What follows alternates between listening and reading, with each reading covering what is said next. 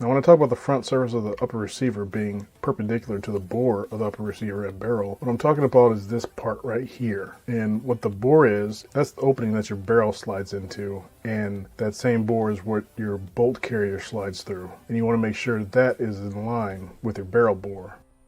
Now, seeing as how I'm building an AR-10 variant chambered in 6.5 Creedmoor, I looked online to find a AR-10 lapping tool. And you can find lapping tools for AR-15s. In fact, Brownells has a whole video on it. But for an AR-10, I couldn't find one. So, with me being a machinist, I just went to the shop and a buddy of mine helped me machine one.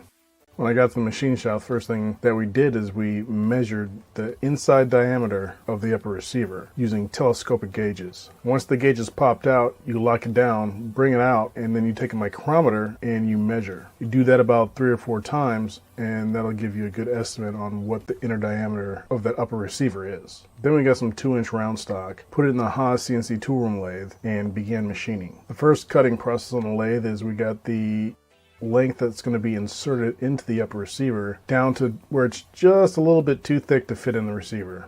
Then we took it and we flipped it around in the lathe to machine the other end, then that can be chucked up to a drill.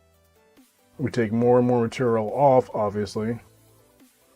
And this last pass, when we get to the diameter we want, the CNC lathe is going to face that lapping tool we just made. Then we flip it around on the chuck again, drill a little hole in the end so we can hold it between centers so it doesn't wobble, and we cut it to the final diameter so it'll fit